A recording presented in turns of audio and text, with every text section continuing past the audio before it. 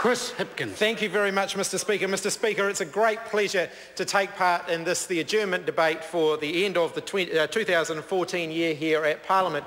And I'm very pleased to take part in this debate because looking across the House, it's clear the government need a holiday. They look absolutely exhausted. Looking across the House, there's Hekia Parata. Yes, Hekia Parata, of course, humiliating day for her as she backs down on the government's flagship education policy. But looking across the House, it's hard not to feel like I'm stuck in front of a TV that's only tuned to the Jones channel. Only tuned to the Jones channel. Rerun after rerun. Old lame, worn-out jokes. It's the same old faces, the same old personalities. Because watching Stephen Joyce in the House, it's hard not to think of Mr Rumbold from Are You Being Served? That cantankerous old know-all who really thinks that he's the one running the shop. Mr Rumbold, clearly, Stephen Joyce is clearly the Mr Rumbold of the National Party.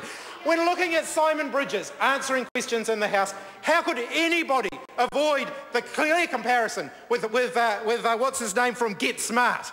Get Smart, Maxwell Smart, the Maxwell Smart of the National Party, that has to be Simon Bridges. Listening to Jerry Brownlee answering questions on behalf of the Prime Minister with an answer that effectively goes along the lines of, I know nothing. Sergeant Schultz of the National Party, that's Jerry Brownlee, the Sergeant Schultz of the National Party. Looking at poor old Craig Foss, pushed out of cabinet, pushed to the back benches. He's like Norm off Cheers. Norm from Cheers. Things never quite work out for poor old Craig Foss.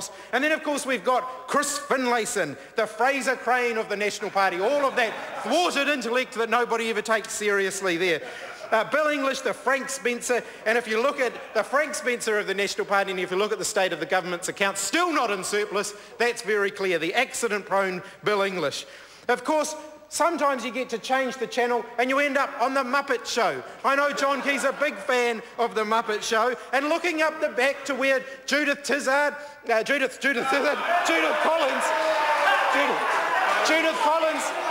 Judith Collins and Maurice Williamson sit, it's hard not to think of Waldorf and Statler from The Muppet Show. Up the back there, passing judgment on all of their colleagues the way they do. Or Tim Grosser, listening to Tim Grosser talking about climate change. It's hard not to think about Bunsen Honeydew, the mad scientist from The Muppet Show. Although I'm not sure what that makes Nick Smith. Does that make him Beaker? I'm not entirely sure about what that does. I think Hekia Parata actually probably has the closest resemblance to the Swedish chef. She sort of throws things around and mumbles things that nobody can quite understand. I think that's very much Hekia Parata.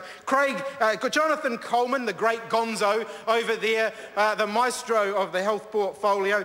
Peter Dunn, you could liken him a bit to Fozzie Bear, really. He tries very hard to make people laugh, but doesn't quite succeed. And then, of course, we have the member who just spoke, David Seymour. But I realise that on the Jones channel, they haven't yet brought back Doogie Howser. But when they do, I'm sure that we will see David Seymour there reflected on the Jones channel. And of course, how could I forget the star of the show? No, I'm not talking about Kermit the Frog. I'm talking about the Prime Minister, John Key. The man with a memory like a steel trap that prematurely closed. Nothing ever gets in there. Now, I read in a magazine article the other day that crosswords are very good for one's memory. So I bought John Key a Christmas present, a book of crosswords, and I'm going to give that to him in the House this year because his memory clearly needs a little bit of a workout. And by giving him a Christmas present, at least we know that someone's present will arrive this year. Because I have it on good authority that 70,000 New Zealand kids wrote to Santa Claus this year and sent their letters to New Zealand Post, and New Zealand Post worked out this week that they cannot send the replies because they don't meet the new mail deadlines of New Zealand Post. That pretty much sums up the year for the National Party as all of their chickens come home to roost at Christmas time. They cannot even run the postal system so that the kids who wrote to Santa get the reply from Santa that they have been hanging out for. The national government have stolen Christmas from the 70,000 kids that wrote to Santa Claus this year. That has to be their finest achievement as they go off on their Christmas break. That has to be their finest achievement as they go off on their Christmas break. By contrast, the Labour Party goes into the summer adjournment with confidence and optimism. Mr. Speaker, with confidence and optimism.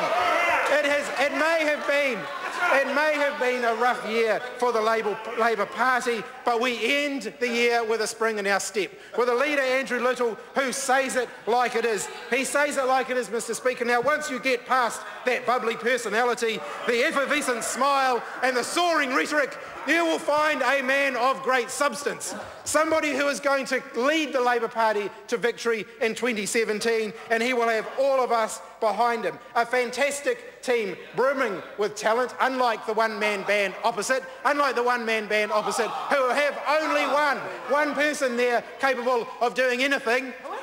I haven't quite figured out which one it is yet.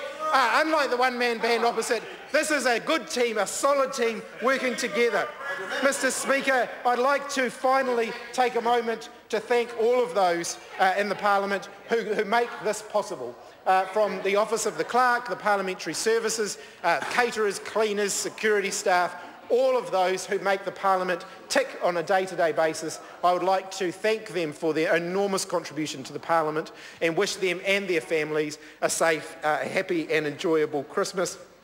Most of all, Mr. Speaker, I would like to thank the staff of the Labour Party, the people here who work here in the Office of the Leader of the Opposition and in the offices of all of our members of Parliament. I think one of the things that's often not acknowledged is how difficult election years can be for all of the staff working at Parliament. Whether they work on the government side or the opposition side, elections create huge uncertainty for the people that work for us, and that is very seldom acknowledged. And so I want to say thank you to all of the staff who work wherever they work in the parliamentary complex. Finally, to all of my parliamentary colleagues on this side of the House, on that side of the House, and to you, Mr. Speaker, can I wish you all the very best for the holiday season. I hope everybody has a safe and enjoyable and relaxing time, and we'll see everybody back here again next year. Speaker.